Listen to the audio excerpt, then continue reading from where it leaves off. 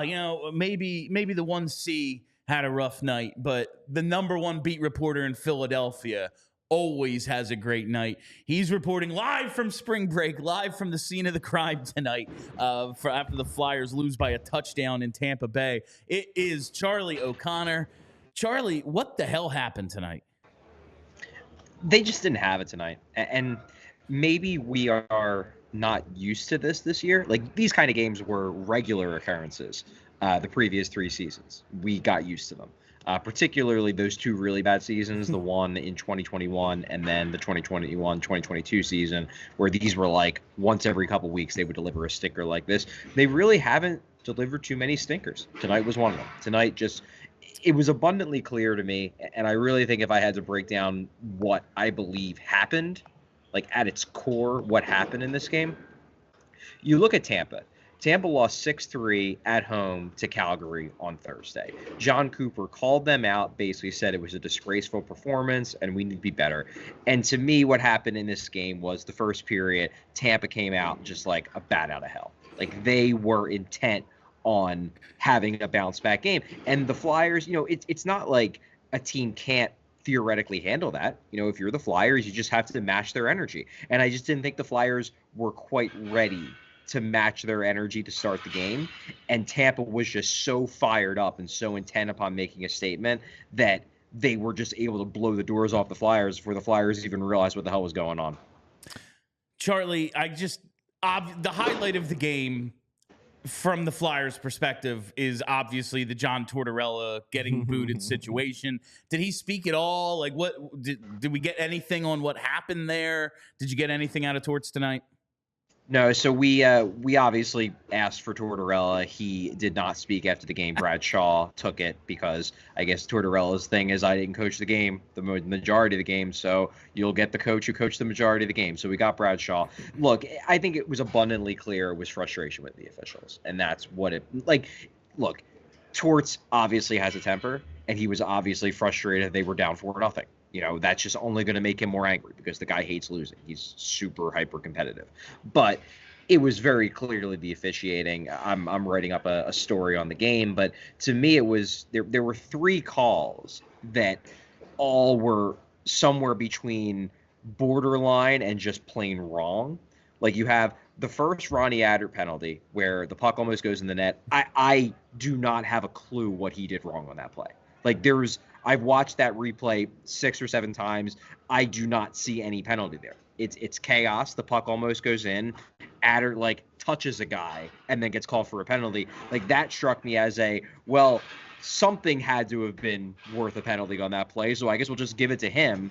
And that was a ridiculous call. Tampa obviously scores on the ensuing power play. Then, and this Bradshaw did actually speak to, the second penalty on Adder, Bradshaw basically said, look, I view that as more or less incidental contact. 2 guys are skating down the ice, chasing down the puck.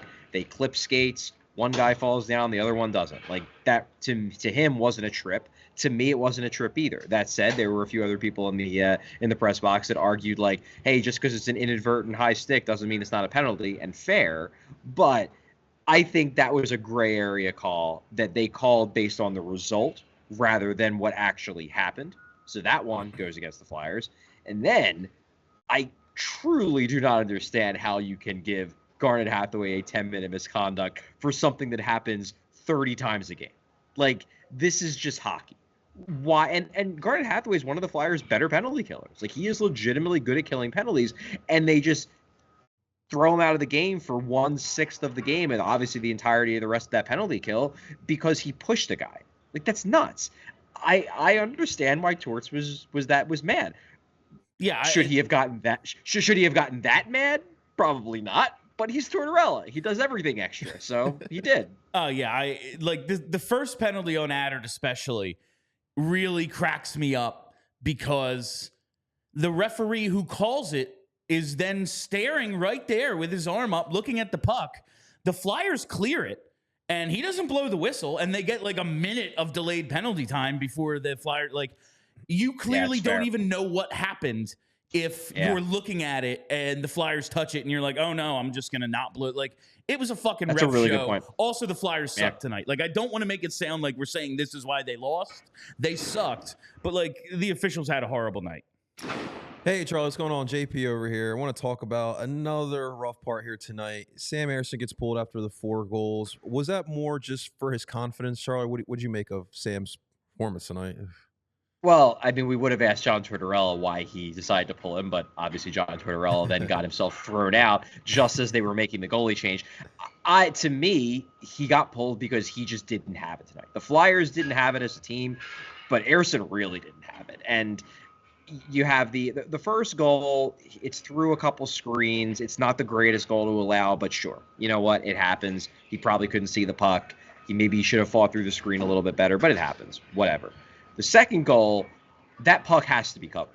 Like, he's staring at the puck. It's right in front of him. He has to get his glove on that puck and get a stoppage. Instead, he doesn't. And then Nick Paul scoops up the puck and scores.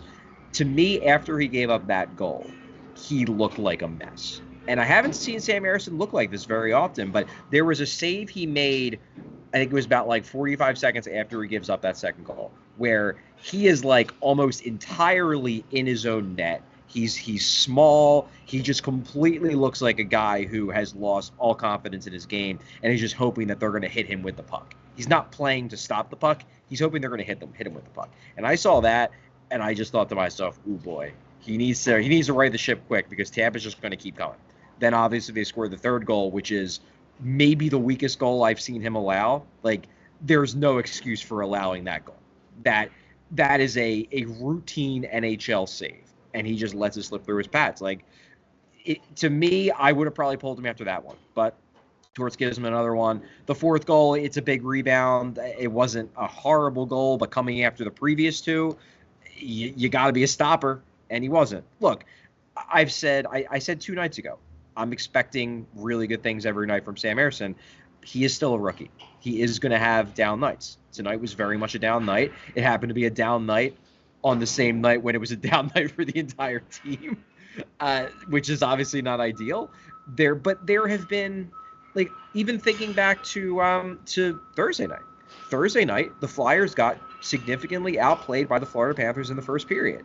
Why was that game 0-0? Because Sam Ersson showed up and shut the door and allowed the team to, kind of play their way into a game that they maybe weren't quite ready to match what Florida was throwing at them from the opening faceoff.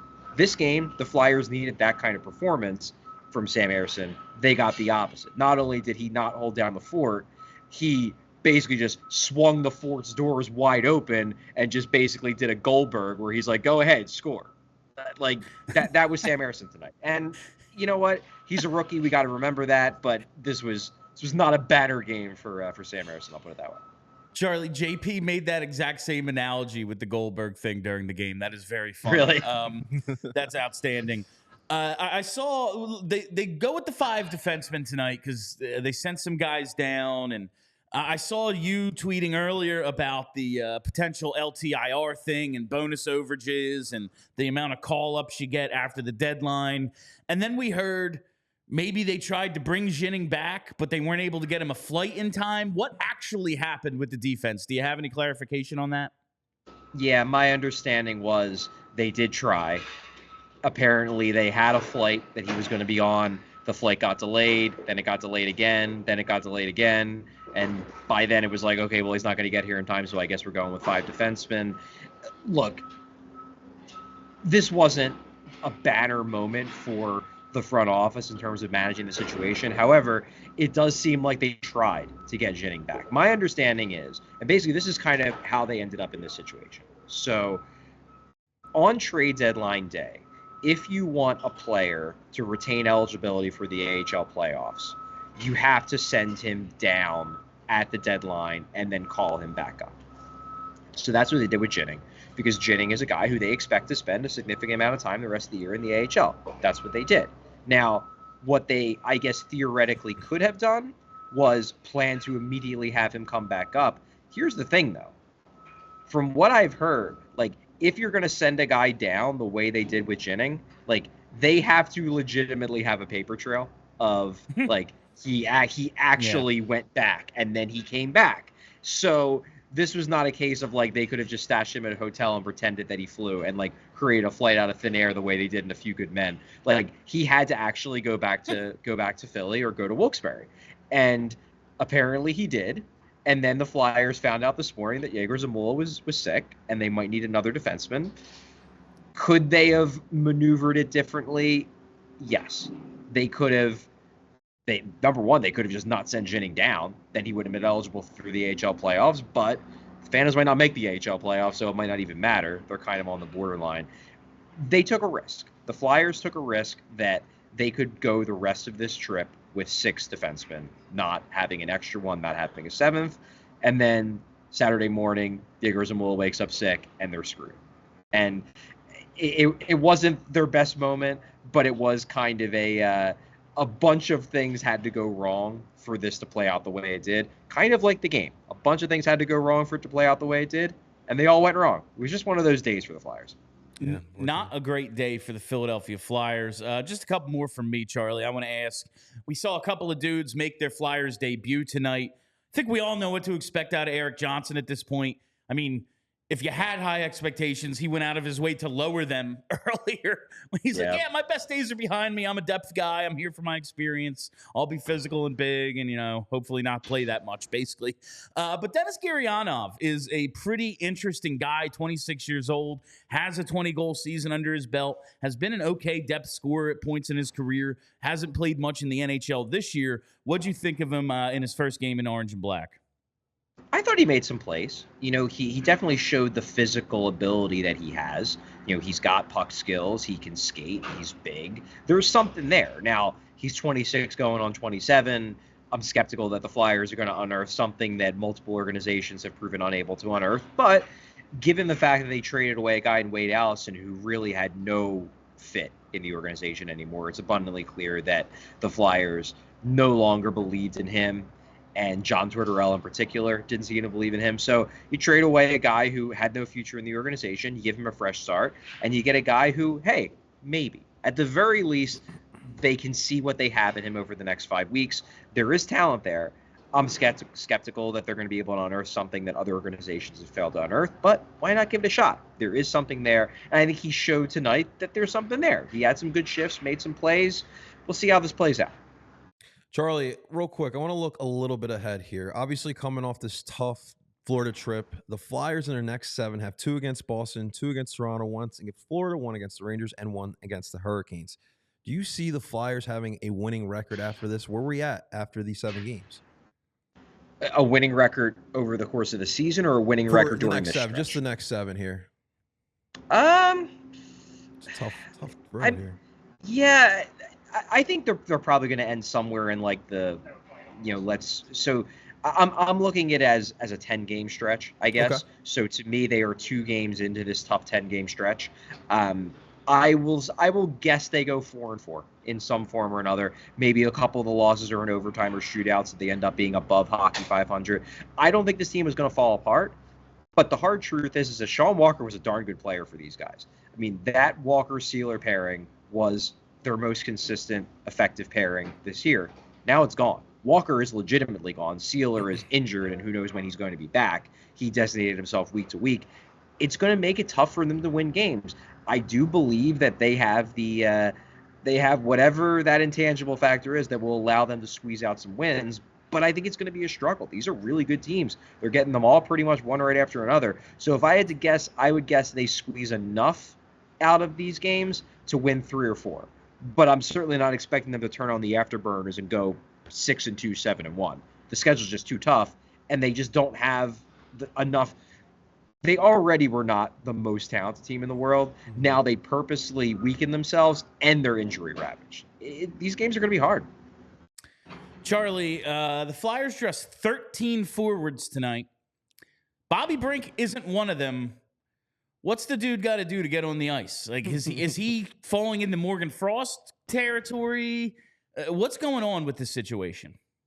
I'm not ready to say that he's falling into Morgan Frost territory. I will say that it's abundantly clear John Tortorella sees flaws in Brink's game, and he wants Brink to address them. He doesn't love his two-way play. He doesn't love his checking, and I think he's given Bobby Brink a little tough love right now. Now, in my opinion, like, Nick Delorier is not as effective of a player as Bobby Brink, without a doubt. This version of Cam Atkinson, not as effective of a player as Bobby Brink is right now. So I would rather Bobby Brink be playing over both of those guys. That said, I don't think Brink is so good that, like, him being in this game, for example, would have turned it. Like, they probably still lose this game 7-0, maybe 6-0. Maybe it takes away one goal. I don't know. But look, I'd like to see Brink play. I think he will get in games the rest of the way, but it's pretty clear that Tortorella has his issues with Brink's play and the player he is right now, and is really going to make the kid earn it. Charlie, I want to talk a little bit about the ceremony or the honoring that they had for the 04 team today. Was there any love for Torts? Did they show any clips of Torts here for the honor for the 04 team? Oh yeah. There were clips in the video, and I didn't get the sense that he was getting more cheers than anyone else. But yeah, the fans were excited. Look, I'm sure John Tortorella is still very much beloved here. You know, he brought this franchise its first Stanley Cup. Somebody made a joke up in the press box today that you could argue it's their only Stanley Cup because the other two Stanley Cups were COVID related. So maybe if you want to say neither of them count, hey, if you want to be that big of a jerk, sure, that's your right as a fan.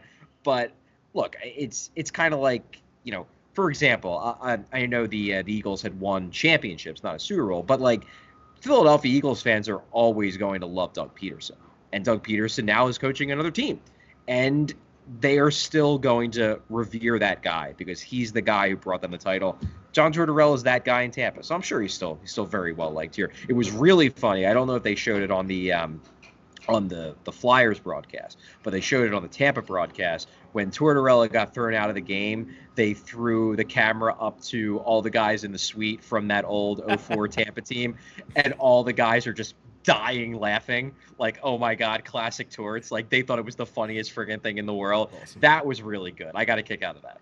I was really hoping to see another shot of the suite if he ended up there, maybe have a couple of beers. Hey, I'm kicked out. Fuck it. But anyway, Charlie, I don't want to keep you much longer, so let's get to your 3 stars of the game. I can't wait to hear what the hell you come up with for this one. Let's go to star number 3. Oh, man. Yeah, I mean, none of these stars can be Flyers. I'm sorry. I can't be that biased in this case. I guess my 3rd star, I'll go through these quick since they're all Tampa Bay Lightning players. My 3rd star, I'll give it to Braden Point. You know, I think he just in general has an impact on every game that I watch. He does so many little things. He's a really fun player to watch in person, especially away from the puck. He was his usual strong self, so I'll give him the 3rd star. 2nd star, it's funny, I didn't really notice this guy all that much, but Darren Radish finished with 5 assists. That's wild. So, like, good for him. I didn't notice him as being an especially, like, standout guy, that he was doing incredible things, but 5 assist game, man. Like, good for you, dude. He came into this game with 21 points. Now he's at 26. Like, sure, I don't know where that came from, but good for you, Darren Radish. Good for him. He's my 2nd star. 1st star I thought was everywhere in this game was Victor Hedman. You know, he was very much Victor Hedman, one of the best defensemen of our generation, Victor Hedman in this game. He had kind of had a little bit of a down year by his standards last year, but by all accounts, talking to the people who watch the Lightning on a nightly basis, he is back in full force this year. He is proving that last year was an aberration. It was not the start of the decline. And tonight, I mean, he was dominant. Like, to me, this was a game, I said it early on, where the Lightning came in wanting to prove something after how underwhelming they played 2 nights before.